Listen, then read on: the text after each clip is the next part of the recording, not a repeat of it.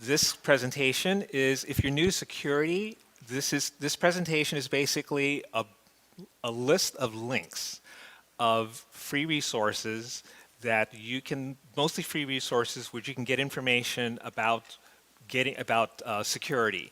This presentation in a slightly different format is on the website, and you can download it. It's in ODP. It's in LibreOffice format. So this is free to get it at the Scale website. So I've had basically 3 careers. I started in flight simulation. I worked both in simulators, in trainers and engineering trainers. Then I moved to software test, and then I moved to security. And I've worked in defense, commercial, consulting, security. I got my CISSP and CEHs in those years that you see there. So the agenda is very brief. I'll go over cybersecurity basics. We can go over that very quickly.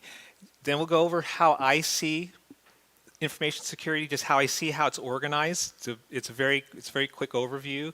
And then the bulk of the presentation is the information. I've organized into several categories.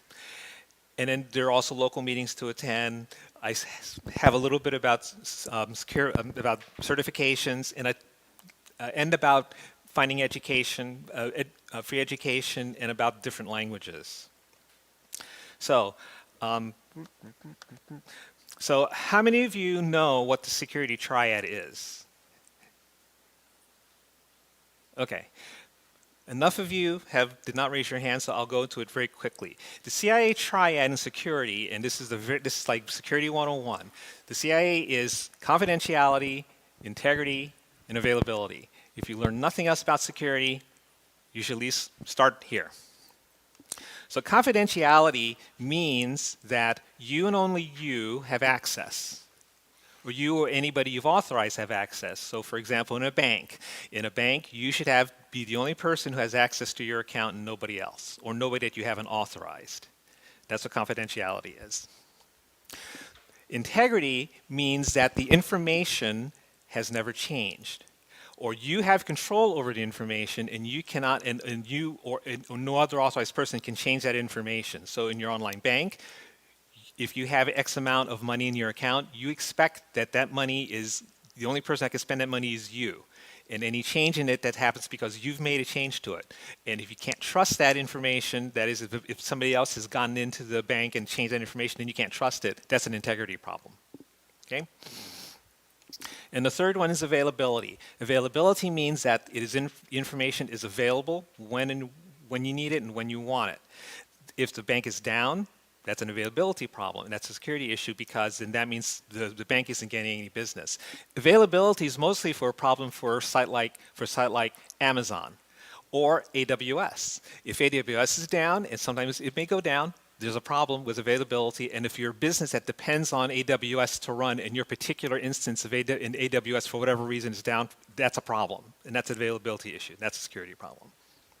That's the CIA in very high level.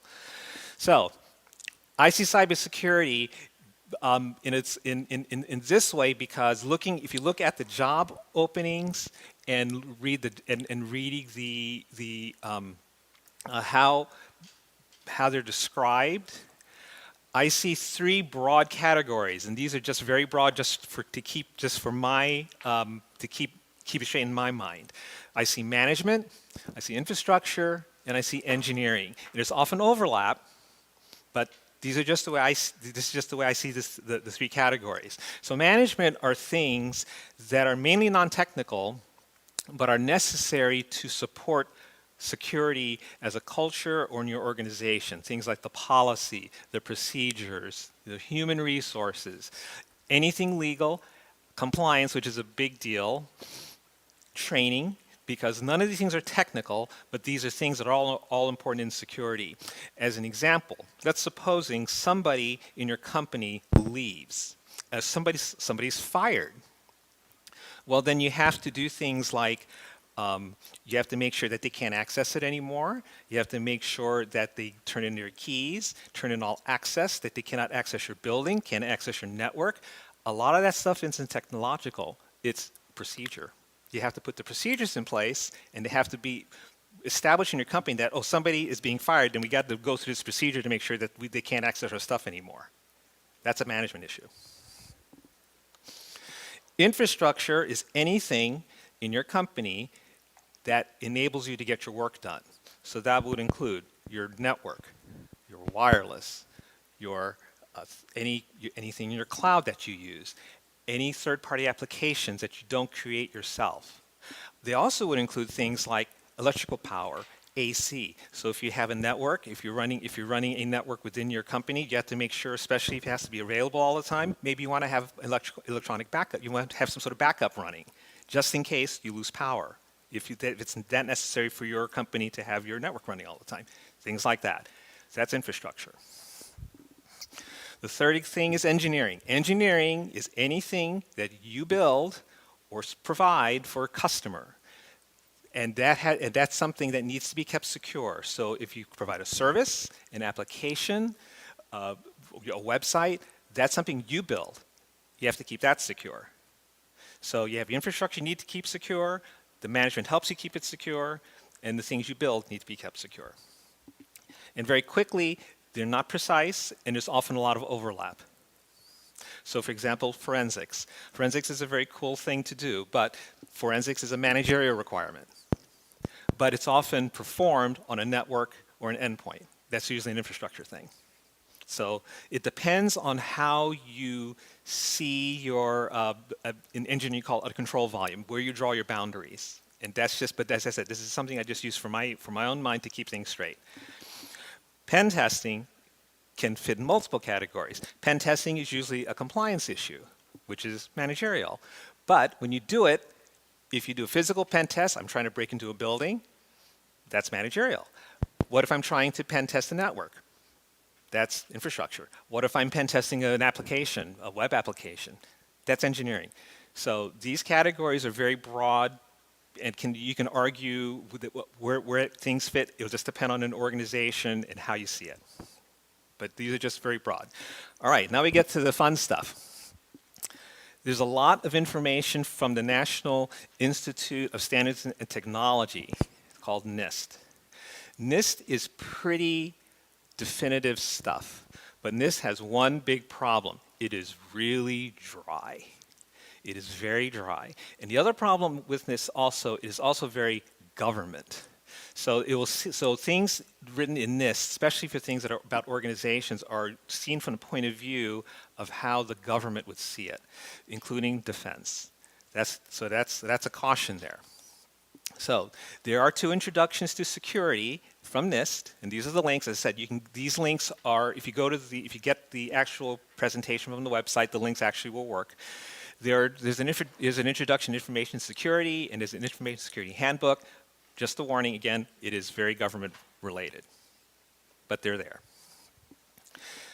This page is actually is a paper written in 1975 by Salzer and Schrader. This paper is considered one of the key early documents, foundational documents of information security.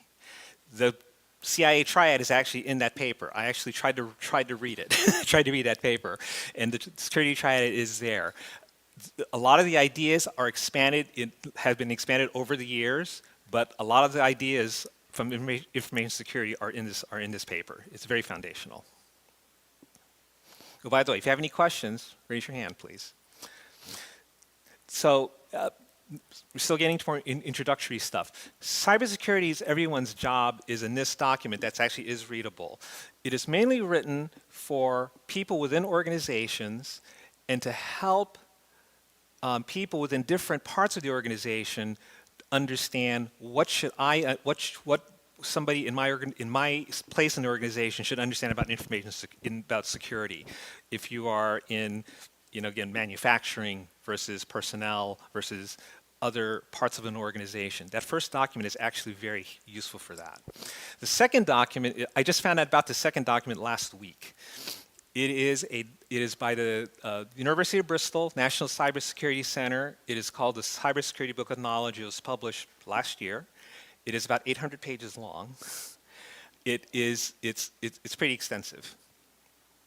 But if you want to slog into it, it's a pretty good document. The bottom document is from a press. It's called the InfoSec Handbook, maybe a little bit more readable.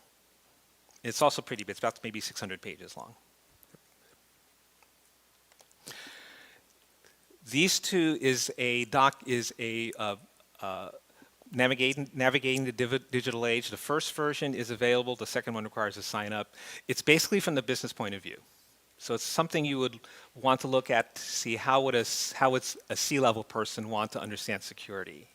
Those are the people who are meant to, it's meant for people to read to help the C-levels understand what security is all about.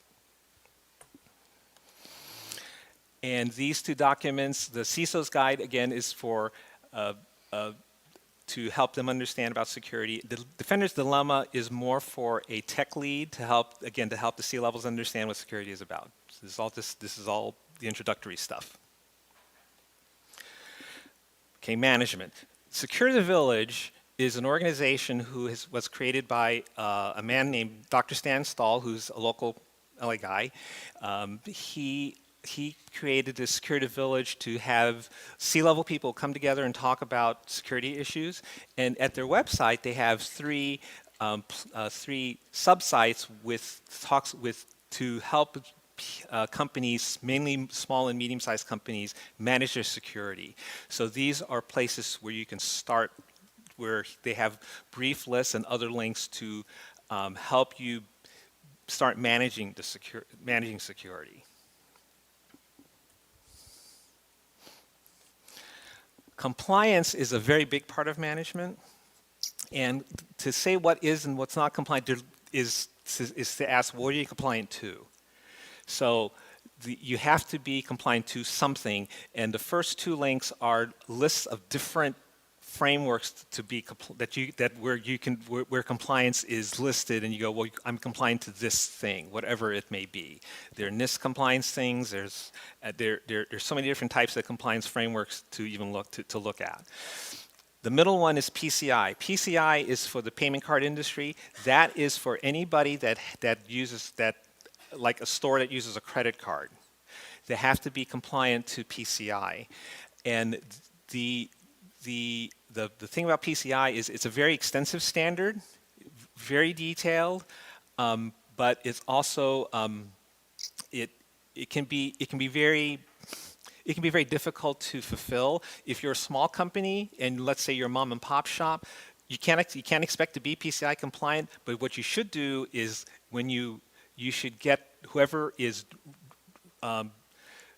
processing your credit cards, make sure that company is PCI compliant. You can't, because being PCI compliant is very expensive. It's a very expensive deal. GDPR is the European Union's data protection regulation, and it is pretty extensive. Also, there's no real one document. It is pretty complicated. I didn't even try to look at it. Privacy is kind of related to data protection. The CCPA, which is the California Consumer Privacy Act, is still being worked through, and they took their lead from GDPR. And related to privacy is the IAPP, which is a professional organization, and they have some free material, but require sign up in order to get a lot of their material. Okay, now another part of security management is risk, because security is basically nothing more than managing risk. Just think about it in that way. So I think of it this way. Let's suppose you're told, I'm giving you $5 to protect my organization. So here's your $5. So then you have to figure out, so what do I protect? What's the most important thing in my organization I need to protect? Is it customers or information? Is it intellectual property? Is it what I'm building? What is it that I need to protect? So when you do security, you have to make a decision over what are the things that I need to protect. And because I can't protect everything. That's impossible. And also I can't spend an inordinate amount of money to protect something. I should not spend $2 million to protect $1 million. That doesn't make any sense. So you have to, so it's basically measuring your risk. What do I spend money on? How do I spend it? and what do I spend it on. So the middle one, the cybersecurity framework from NIST, starts forcing you to kind of go through those questions and figure out how to do that. There's information, there's material on training and awareness, some videos from Australia, from CSIAC, Educase, and Department of Homeland Security. There's information for security awareness if you have an organization, and you can point them to the awareness videos so that you can become aware of it. So what can I do as a regular person to be more security aware? And there are checklists. There's various checklists for depending on how you see things. These checklists may or may not be useful to you. Infrastructure. This is the part that, again, would be mainly network related. The Center for Net Security has set us 20 controls, which gives you their recommendations on on controls you should put into your organization to make sure to at least help keep you more secure. It is a very extensive list. It does require sign up for download, but it's very worthwhile if you have an organization, and it may be worth looking into signing up just to get it, or if you can email me. I have my emails at the end of the presentation. You can email me. I have a copy. I can just send it. I'll just send it to you if you want it. SANS has CIS controls also at a poster at their website, and then other infrastructure things would be if you run servers. They have the server-side TLS recommendations, because you also security can be kept on the server on your side if you have a server. How you should set up your web server so that you can keep your side safe at least. And then the TLS cheat sheet from OWASP will give you similar information. So there are things that you can do if you have an organization, you're running a web server to keep yourself safe. And these give some recommendations on that. If you're running IIS, the NARTAC software is a free tool that provides you which versions of cryptographic items that you can use, and it gives you easier control over them. Open SSH recommendations. If you have cloud stuff, Cloud Security Alliance gives it's a rather thick document, version 4 of the security guidance document. There's a CSA Cloud Matrix also from the CSA. The cyber kill chain from Lockheed Martin and MITRE are two different ways of seeing how somebody would try to get into your system. And so there's a certain line that they have to follow in order to infiltrate your system. And the kill chain these two different kill chains are two different ways of thinking about it. And so Lockheed Martin and MITRE each came up with their own way of looking at it. And the PTES at the end is pen testing execution standard. It's just suggested, if you do pen testing, a way of doing it, so that's generally understandable and acceptable to everyone. So this is a standard. I don't know if anybody follows it, but it is out there. And for incident response is when there is a security incident, like there's been a breach, what you should do next. And so this CMU SEI from Carnegie Mellon Software Engineering Institute gives you some suggestions on where to start and how to do that. There's also NIST documents for this too. And here are a few more from England. The DOJ, if you've been a victim of a breach, and what you can do there. Engineering. So this is anything that you build. Whenever you build anything, you need to have some sort of life cycle, and you need to have processes in place. And here we have two models. The OWASP SAM, the Software Assurance Maturity Model, and the other one is BSIM, Building Security in Maturity Model, which gives you information on what processes are recommended, or what processes are currently being used by companies to keep themselves secure. So these two are they're not quite the same. The BSIM is more of what companies are doing, and the OpenSAM is more what a recommendation of what companies can do. So you can look at them together to see, well, what can my organization do, or if I have an organization, what could I do to make sure that whatever it is I'm building is more secure. Microsoft also has a secure development life cycle. There's a free book written in 2006 that was made available a couple years ago, and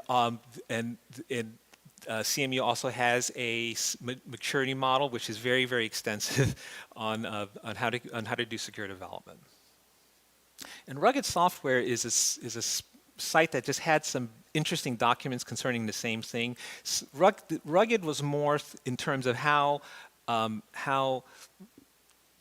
it could stand up to change and attack, not necessarily be more secure. But I thought it was an interesting thing to add to this list.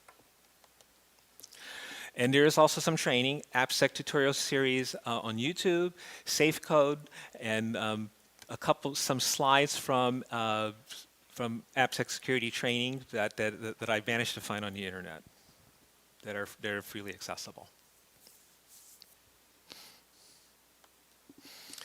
And especially for engineering, there's a lot of stuff at OWASP. OWASP is Open Web Source Application Security Project, and there is a ton of projects that they have on application security. There's one particular I'll mention. It's called the ASVS, the Application Security Verification Standard. That is more extensive than what's known as the OWASP Top 10.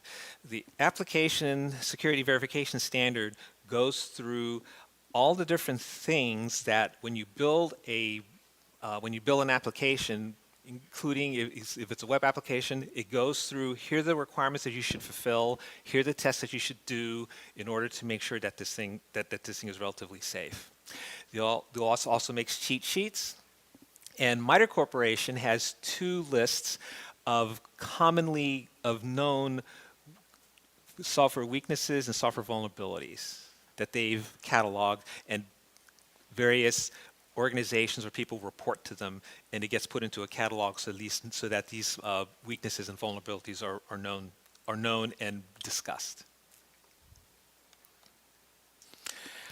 Other sources from IEEE, from SANS, and again from CMI.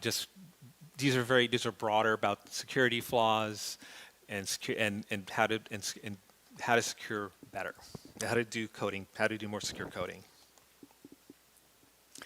More from CWE SANS, and from Mozilla, and from Microsoft. They do give coding guidelines on how best to do secure coding. And this is a testing suggestion. It's a pretty extensive document, though pretty detailed. Now, there are a lot of general subjects, too. This first one by Ross Anderson, he's currently writing a 3rd edition. It is 900 pages long, but he breaks it up into chapters. And there are lots of non-software issues discussed there, but it is a good overview, if you want to call 900 pages an overview, of security subjects. Peter Gutmann's middle one is kind of technical. The bottom one is not a security document, it's more software. It's more about software development. But it is one of the few software development standards, in quotes, that are out there. So these are broader topics. TCP/IP Guide is a book from actually No Starch. He tried to keep updating it to a point, but he couldn't update it anymore. It's if I want to look up TCP/IP stuff, I look there. The middle book is very math oriented. I don't even understand it. The 3rd book was very helpful for me. The 3rd book was very helpful for me when I tried to start understanding cryptography. It's very basic. It doesn't go into detail. It won't teach you about blockchain, but it was very helpful for me to at least get the idea of what cryptography was about. It's very basic, very elementary. If you know nothing about cryptography, I actually recommend that. These 3 links are more about different ways of organizing things. So in the first one, it's about a taxonomy of software errors. The second one is of security risk. The third one is incident classification. These are just different ways of organizing different subjects within cybersecurity. So that all these links are in the presentation that are at the website. These two are basically just glossaries. Version 3 of the glossary is only online. Version 2 is available as a document. And this is from NIST. And then now we go to local meetings. CSA is the Cloud Security Alliance. They meet the first week of the month. ISACA is the Information Security Audit and Control Association. They meet in Monterey Park, usually the second Tuesday evening, and it's more business and audit oriented. Often the Big Four, some of the Big Four firms are there, and also a lot of students can be there too. The meetings are generally, some meetings are not free, like for ISACA meetings not free, but because you have to pay for dinner. The ISSA is usually that's either paid lunch or dinner. Either meets at Echo Park or on the west side. It is very general. It can cover anything. OWASP is usually in the fourth Wednesday. That is a free meeting. The food's free too, and it's usually it's most techie of the meetings. So there'll be often some sort of coding or something very technical in the meetings. It usually meets on the west side. And the ACCIA are usually concerning criminal and forensics stuff. I've only been maybe to a couple of those meetings, so I don't know the regular schedule. And there are other organizations in the area depending on where you are. Are any of you from outside of Southern California? I'm just curious. Where are you from? Where? You're from the Bay Area? Montana. Bozeman, Montana. Okay, and somebody else raise their hand. You're from Seattle, so you should have both in Bay Area. You should have these organizations somewhere in your area. I mean, I know Seattle should. Bozeman. I used to live in Seattle. I can tell about the Mm-hmm. Okay. On Mercer Island. Okay. Yeah, off the 90. Yeah. Okay. Yeah. I used to live in Bellevue. so these are the ones. These are ones that are more local to the area. If you're in Orange County, Ventura, Inland Empire, that sort of thing. By the way, for those of you who came here who are not locals, thank you for coming despite all the travel warnings. I appreciate that because there are other conferences. There's a conference that ISSA is actually sponsoring that was meeting in Santa Monica at the beginning of May. It's been postponed precisely because of COVID-19. Certifications. Okay. Certifications are a way of demonstrating that you have a minimum level of knowledge. That's what a certification shows. It shows that you have a certain minimum level of knowledge. Now, CompTIA has a roadmap that they took off their website. I was really angry about. I had to find it again. It's a roadmap showing many different certifications and different roadmaps for all those different certifications. It's actually pretty cool. It's actually a pretty cool chart. Not all organizations are there, but a lot of the major ones are there. And they show you, start here, go here, then go here, then go here. And it shows you what the cert is and shows you the organization that gives that cert. Now, one organization that it does not show is Offensive Security. Offensive Security is a company, the company that creates Kali Linux. So they're the ones that created the Kali Linux distribution, which is a pen testing distribution. They have a cert called the OSCP. So it's a baseline cert. If you're interested in pen testing, to me, this is the gold standard. If you can get an OSCP, you're a pen tester. You're a good one. Because there's a course that you need to pass, and there is the test is not a multiple guess. It is, here's a network, go. You have 24 hours to pen test it. You have 24 hours to write it up. That's your test. And if you get it, you're good. it's only now becoming more known to the HR people out there that OSCP is very worthwhile. So if you want to do pen testing, OSCP is definitely worthwhile. And it's also relatively inexpensive. For less than $1,500, you get the course and 3 months worth of lab and 1 test attempt. For $1,500, that's pretty cheap. So it's very worthwhile. Beg pardon? Well, the thing about Sans is like $5,000 for a week that you have to take off work, go to a location, sit in a room for a week, and take a course which I'm willing to bet is probably a multiple choice test. So, and this is at a third of the cost. Just my opinion, though. Now, CompTIA doesn't mention the offensive security certs.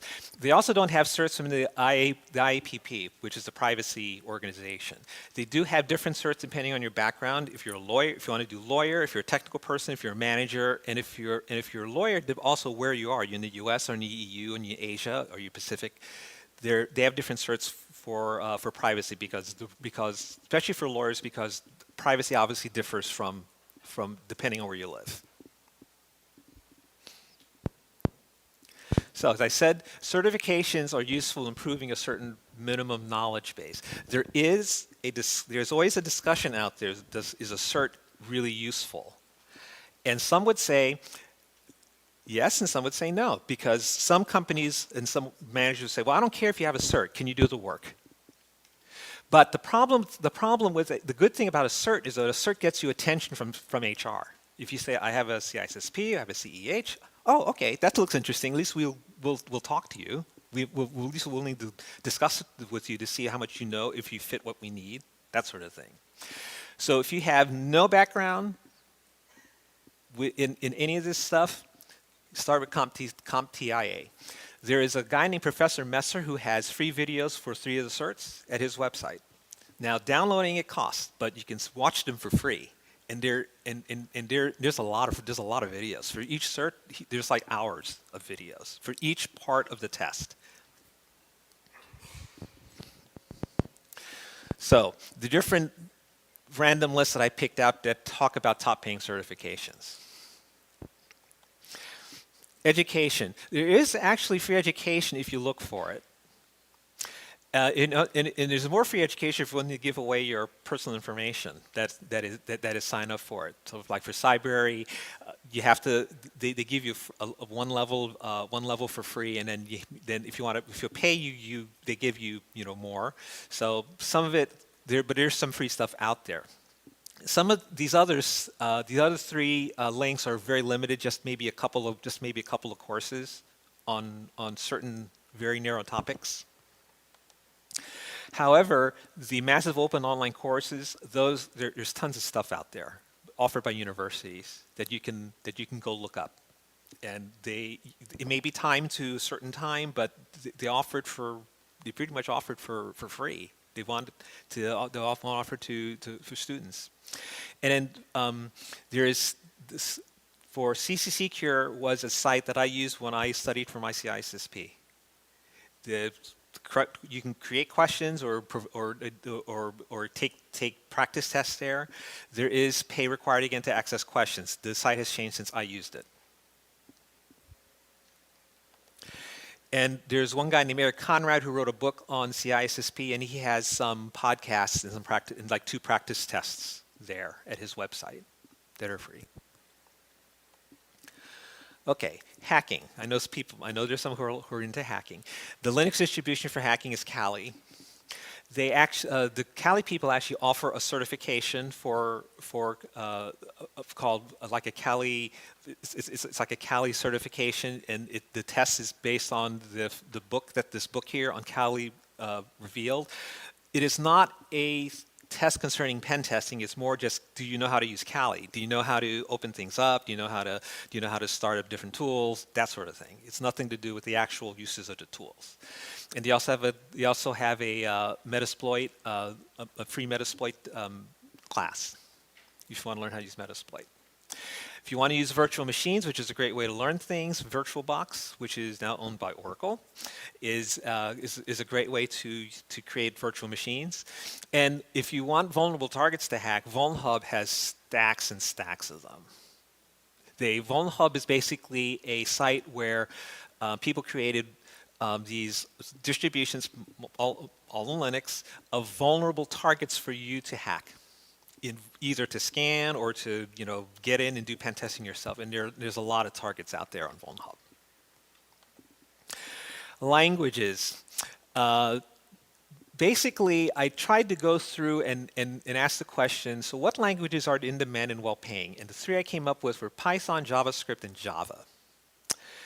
And those sources are the sources that I used to try to make that determination. There are other languages, and there are other well-paying ones, but those are the two that I'm trying to find a kind of a common intersection of the sets.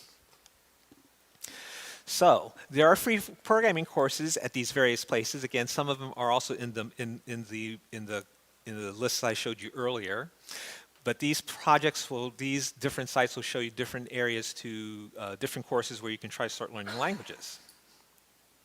But we get specific here. So Python, there have been some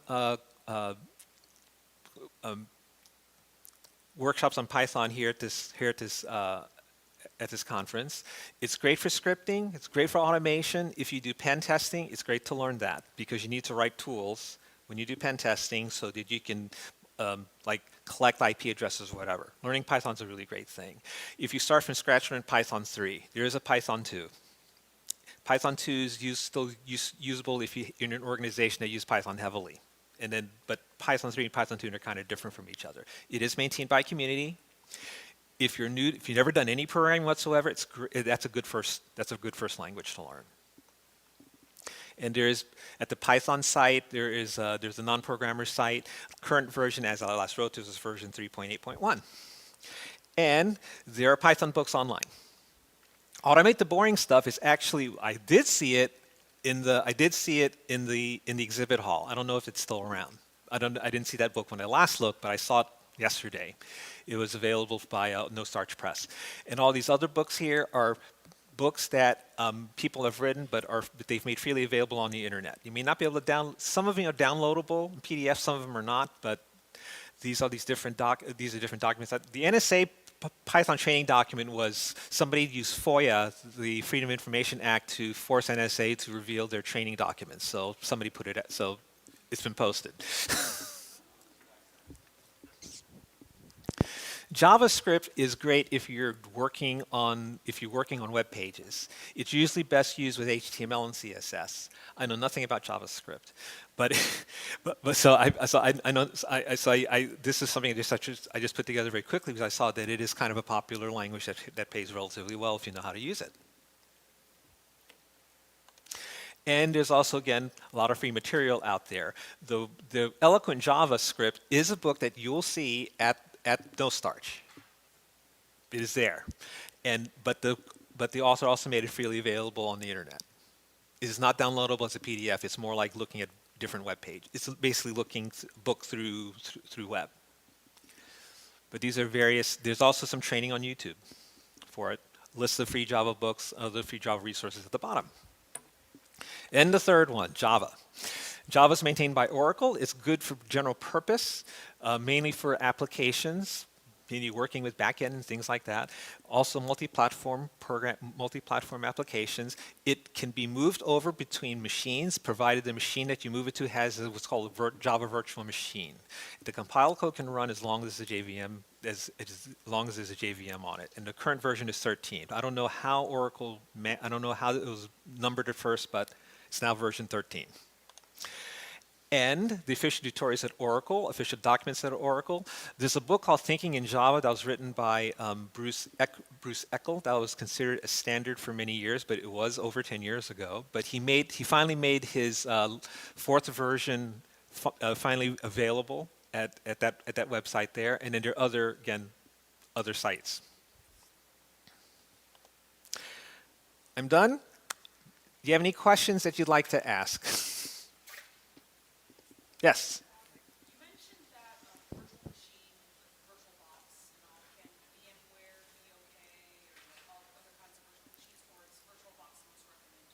Okay, yeah, the question is about, I said VirtualBox, and the question is whether or not others like VMware are usable. Yes, any virtualization you want is usable. The only thing is that VMware requires licensing, and you need to purchase, and you may need to even purchase it. But VirtualBox is free and can be freely available to use without any questions. Any other questions? I've got one for you. So there are colleges, private and public, offering double A's, bachelor's degrees, master's degrees in information system security. What's your opinion of those as opposed to these online or GAXons, private certs, basically accredited university programs versus private, non-accredited? Although GIAC is accredited. The only thing which I hope is that for universities that are offering security, I hope that you're getting what you pay for. I can tell you that there is a list at the NSA, National Security Agency. They have a listing of junior colleges and colleges called the I call it the CAE list. So go for NSA CAE, and you will see lists of colleges and community colleges, two-year colleges that offer some sort of course in information security that is NSA approved. So that means that they had some sort of curriculum that they brought to the NSA, and the NSA said, yes, this actually fits our curriculum. This fits our requirements, and it's something that has to be kept up. They have to get things. They get 3 years, and it has to be renewed every three years or so. The reason why I know this is because USC, Southern Cal, used to be on that list, but it's not anymore. They do offer a cybersecurity, like a cyber engineering master's degree, which is probably really good. For whatever reason, they decided not to pursue continual certification by the NSA, so it's no longer on the list. But it was on the list at one time. So it's something that they have to keep up. And there's some schools, like Cal Poly Pomona, has at least a couple programs that are on that list. So the problem is if they just offer it, there's no way to know if what you're getting is valuable or not, without somebody on the outside saying, yes, I certify this program as something that's actually valuable. I'm not saying that it's not valuable, but you're asking a good question. I really don't know how to answer that. I don't, outside of going to the NSA list and saying, okay, at least I know the NSA says that this is okay. Any other questions? Yes.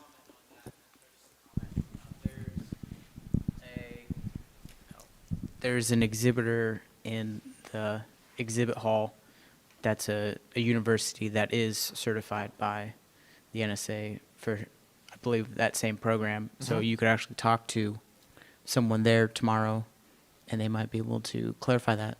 Yeah. Do you remember what school it is?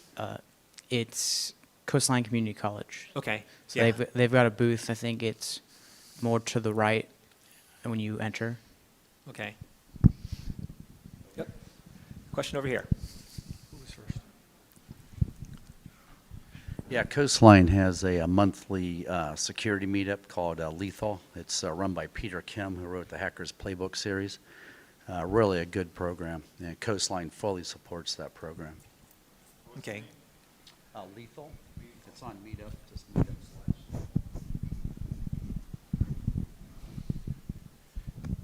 Thank you. I have a Security Plus and CEH certification. What would be the next certification to work on? And if you say CISSP, I would say that I don't know if I have, I don't know if any of the work experience I have to date would be applicable. So I'm a little concerned about that certification, as it requires a large component of work experience in addition to. Okay, for your Security Plus and CH, what have you been doing? Mainly system administration. Okay, so you got him on the side without. Correct. Okay. As a sysadmin, okay, first of all, tomorrow there's going to be a session on careers. Yeah. Called Raise Me. So, and I'll be there. Okay. I'll be one of the people helping out. But that's something that's worth talking to, worth discussing, because you know what it is. I guess the question for me would be, and I'm not asking you to answer it now, but now that you have these certs, and what is it about security that interests you? Because there are many different things in security that you'd be interested in. Probably network security or infrastructure. Yeah, the infrastructure is probably something that you'd want to go into. So, but come tomorrow. Are you going to be around tomorrow?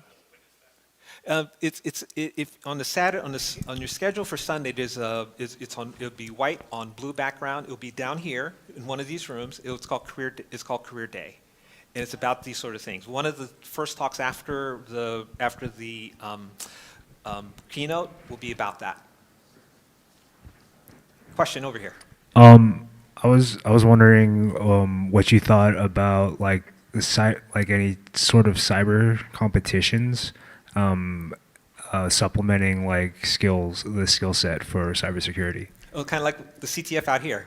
Yeah, right. CTF and like I think there's like something called a CCDC, like cyber. Right, the college. competition. Yeah, Cybersecurity defense competition. No, I think those are great because what they do is at least they get people interested and at least start learning the skills necessary in order to be able to do this stuff. Because if book learning is fine, and I'm a book learner, I like learning things from books, but when you do something like a competition, even though the things you're doing in the competition aren't necessarily things you do in the real world, but you're learning the skills, and you're learning the concepts, and you're learning the techniques, and I'm all in favor of stuff like that. I think those are great. Just realize that what you do there is not necessarily the real world. That's all. Any other questions? Question over here.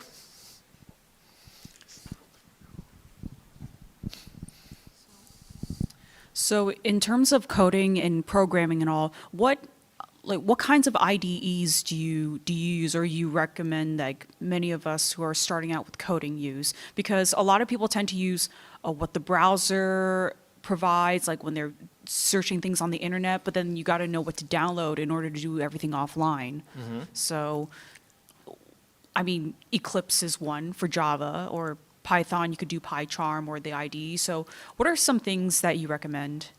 Well, I started using Eclipse for a lot of stuff, but it just depends on what makes you feel comfortable and what makes it easy for you to do whatever it is you're doing. And so to me, it's whatever works for you and whatever you can find that makes you, I'm not an expert in that in that area. But if you, like, I just use Notepad Plus. You know, even when I'm just doing my what little Python, I just use Notepad, and just kind of lived with it. So whatever helps you do your work more easily, and whatever makes you more productive in less amount of time, just use it.